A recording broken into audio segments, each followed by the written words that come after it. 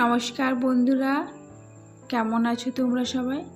আশা করছি ভালো আছো, সুস্থ আছো, যে যেখানে আছো।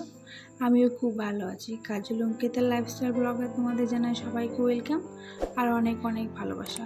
আজকের ব্লগটা আমি এখান থেকেই শুরু করছি, মানে সকাল থেকে। তো চলো আপনাদেরকে সঙ্গে নিয়ে ভিডিওটা শুরু করি। তো প্রতিদিনকার মতোই তো রোজকার মতো উঠে গেছি সকাল সকাল। তো সকালে উঠে আমি বাসি কাজগুলো আগে সেরে ফেলেছিলাম। সেরে তারপরে আমি মেয়েটাকে একটু হরলিক্স বানিয়ে দিয়েছি।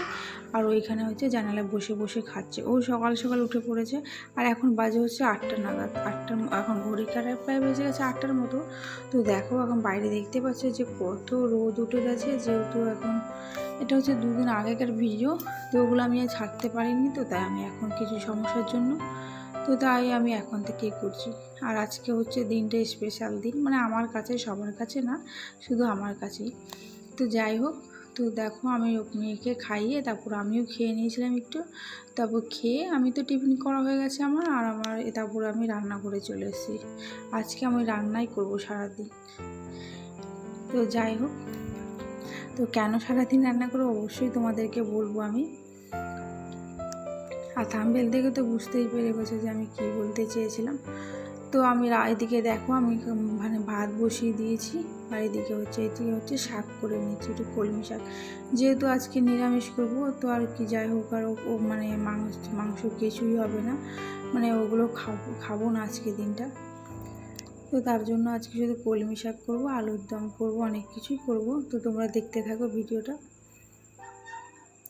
আশা করছি ভালো লাগবে ভিডিওটা।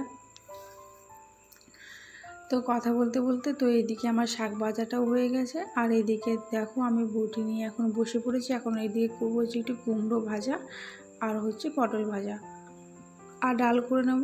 আর সকালে আবার টিফিনে অনেক কিছুই রান্না হয়েছিল, তো ওগুলো আর দেখানো হয়নি। তো এদিকে আমি রান্নাটা তাড়াতাড়ি করে নিয়েছি, কারণ আমার বর বলেছে কি আজকে স্কুলে যাবে। যেহেতু আজকে গরমে ছুটি পড়ে গেছে, তবুও কেন স্কুলে যাচ্ছে আমি মানে আজ একটু জানি না। তো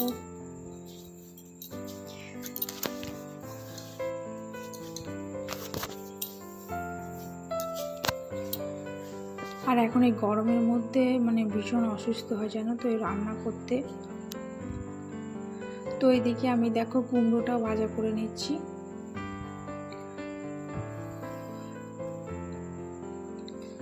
আর রান্নাঘরের যেহেতু ছোটো জানালা, ওই দিক দিয়ে ঠিক হাওয়াও আসে না, তো তার জন্য না ভীষণ গরম লাগে এই রান্নাঘরটা আমাদের। আর রান্নাঘরটা তো মানে এক পাশে করা রয়েছে না, ওর জন্য বেশি গরম লাগে। আর এখন আবার যেহেতু আমার মানে 2 দিন ধরে প্রচণ্ড গরম পড়ছে, এই জন্য এখন একটু বেশি গরম পড়েছে জানো। তো যাই হোক, আমার এদিকে মানে কুমড়ো ভাজাটা তো হয়ে গেছে। আর এদিকে আমি একটু পটল ভাজা করে নিচ্ছি। আর তার পাশে আমি একটু ডালও বসিয়েছিলাম, কারণ ও বলেছে যে আজকে স্কুলে যাবো বলে তাড়াতাড়ি রান্নাটা করে নেব। বলেছিল যে প্রথমে যাবে না, তো তারপরে দেখছি যাবেই বললো, তো রান্নাটা তাড়াতাড়ি করলাম। আর বলেছি একটুখানি আলুর দম করবো, মানে সবার জন্যই করব। তো আলুর দমটাকে আমি এখানে সিদ্ধ করে নিচ্ছি।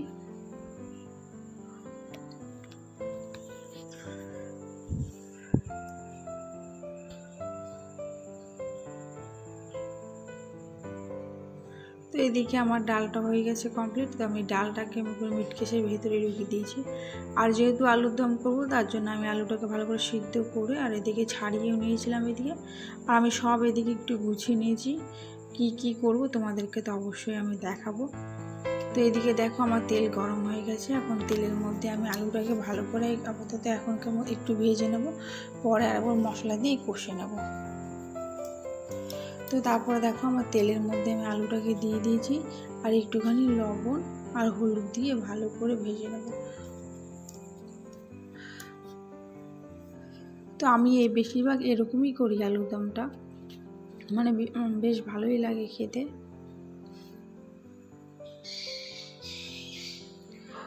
তো দেখো আমার আলুর দমটা এদিকে তো হয়ে গেছে, মানে আলুর দমটা মানে ভাজা করা হয়ে গেছে। আর ওই একটুখানি যে তেল ছিল না, ওই তেলের মধ্যে জিরে, তারপরে হচ্ছে শুকনো লঙ্কা, এলাচি, লবঙ্গ, দারচিনি দিয়ে আর একটা তেজপাতা দিয়েছি একটু, দিয়ে ভালো করে ওটাকে ভেজে নিয়েছি 2 সেকেন্ডের মতো।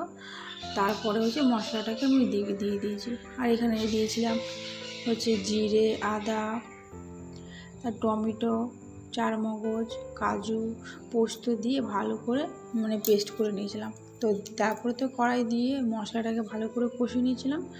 কষে তারপরে হচ্ছে আমি আলুটাকে দিয়ে দিয়েছি। আর তারপরে হচ্ছে আমি একটু জল গরম করে রেখেছিলাম, সেই জলটাই আমি একটু কড়াইয়ে দিয়ে দিচ্ছি। আর আলুর দমে না যদি গরম জল দেওয়া হয় না, আলুর দমটা বেশ ভালো লাগে খেতে। তো তাই আমি দিয়ে দিয়েছি একটুখানি গরম করে। আর তারপরে দেখো আমার আলুর দমটা এদিকে তো হয়ে গেছে। তো আমি একটুখানি গরম মশলা আর একটুখানি ঘি দিয়ে আমি নামিয়ে নেব। কারণ একটু ঝোলই করবো এটা, কারণ কী বলো তো, আলুর দমের মধ্যে একটু ঝোল ঝোল না করলে না পরে শুকিয়ে যায়, এর জন্য আমি করেছি। আর পরে দেখছি কি আলুর দমের ঝোলটা একটুখানি আর একটু পরে আবার ভালো করে শুকিয়ে নিয়েছিলাম। তারপরে দেখছি একটু বেশি ঝোল হয়ে গেছিলো বলে তারপর আমি আবার একটুখানি শুকিয়ে নিয়েছিলাম ঝোলটা। তো আজকে করবো হচ্ছে বাসমতি চালের পোলাও। তো যাই হোক, আমি এদিকে আদা বাটা দিয়ে দিয়েছিলাম, আর এদিকে হচ্ছে লবণ, গোলমরিচ, গরম মশলা আর হচ্ছে হলুদ, আর এটা দিয়ে আমি ভালো করে মাখিয়ে নেব। আর একটু লবণও দিয়েছিলাম, আর ঘি দেব, দিয়ে ভালোটা করে সব মাখিয়ে নেব। আর যার জন্য রান্না করছি সেই আজ না খেয়ে চলে গেছে, জানো তো, কারণ আজ আমার বরের হচ্ছে জন্মদিন। তো তার জন্য আমি ও জানে না যে আমি এরকম রান্না করছি বাড়িতে। তো আমি ওকে না জানিয়ে রান্না করেছি। আমি তো দেখেছি যে সকালে রান্না করেছি, সেটা দিয়ে ও খেয়ে চলে গেছে। আর ওইটাই হচ্ছে এসে খাবে। তো ওকে বলেছিলাম। তো যাই হোক, জন্মদিনে এটা হচ্ছে ওর সারপ্রাইজ। ওরা কী বলতো, কোনো গিফট নিতে চায় না। ও বলে কি আমাকে রান্না করে খাওয়ালেই হবে।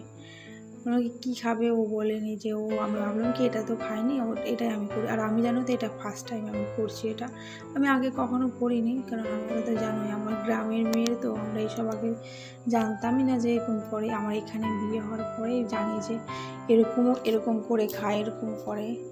তো আমার বেশ ভালোই লাগে কিন্তু রান্না করতে, জানো তো।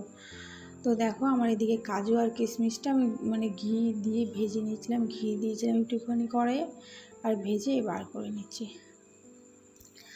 তো তারপরে এইদিকে দেখো আমি যেটুকু ঘি থাকবে না, আমার মেয়ে এসে আমার কাছে কোলে হয়ে আমার কাছে রান্না করছে, আর ওখানে আসছে বারবার। তো ওকে নিয়ে একটুখানি দাঁড়িয়ে রান্না করছিলাম, তারপর ও চলে গেছে। তারপর আমার ভালো করে এটা, তারপর কড়াইয়ের মধ্যে যে একটুখানি ঘি ছিল না, ওটার মধ্যে এলাচ, লবঙ্গ, দারচিনি দিয়ে, তেজপাতা দিয়ে আমি এই চালটাকে আগে যেহেতু আমি মাখিয়ে রেখেছিলাম, তো সেটাই আমি দিয়ে দিচ্ছি। আর এই চালটাকে না আগে আমি আধ ঘন্টা আগে ভিজিয়ে আর একটু শুকিয়ে নিয়েছিলাম, তারপরে আমি একটু মাখিয়েছি। আর এটা ছিল আমার 2 বাটি জায়গা পরে এটা। তো যেহেতু আমি বাটির 2 বাটি চাল নিয়েছি, তাই আমি 2 বাটির জলটাকে ভালো করে ফুটিয়ে গরম করে নিয়েছি। আমি সেটাই হচ্ছে এখন দিয়ে দেবো। তো আমি ওটা দিয়ে আমি ভালো করে ফুটিয়ে নেব 10 মিনিটের মতো। কী বলতো, বাসমতি চালের পোলাও তো আমি কোনোদিন করিনি, তাই ভাবলাম আজকে করি। গোবিন্দভোগ চালেরটা করেছি, তো বাসমতি চালেরটা এটা করা হয়নি। তো আমি ওটাই ভাবলাম যে আজকে ট্রাই করে দেখি। তো দেখলাম যে বেশ ভালোই হয়েছিল, জানো তো।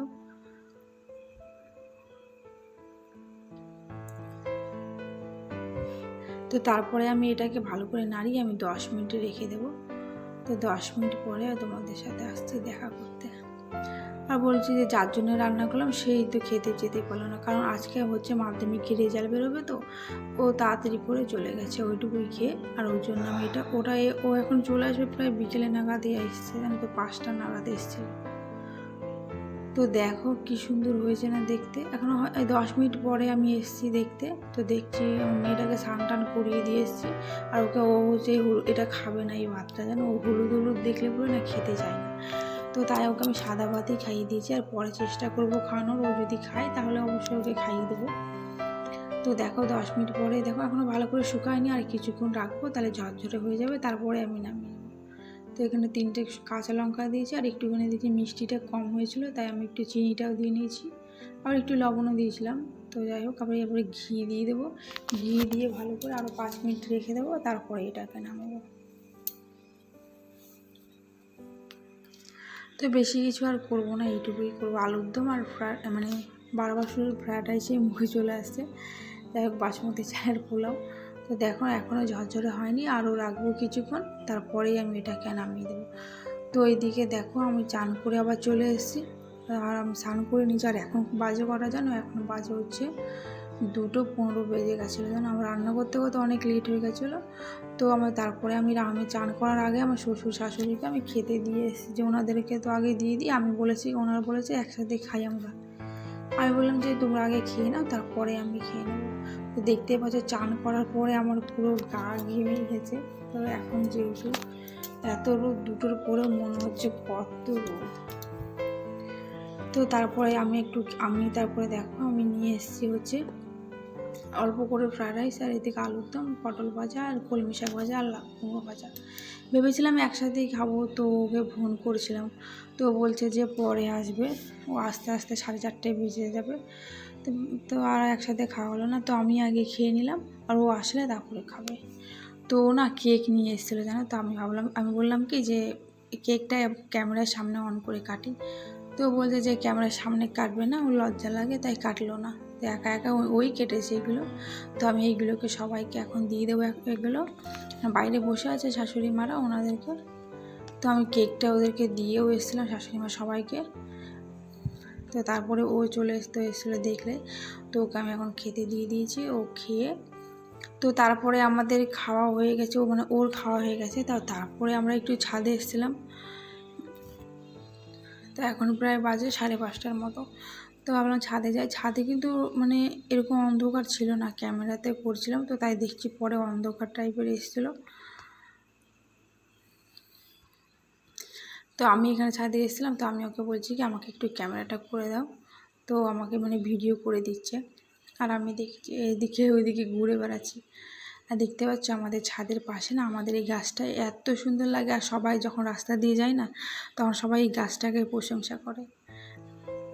তো তোমাদের ভিডিওটা কেমন লাগলো অবশ্যই কিন্তু তোমরা কমেন্ট করে বলবে।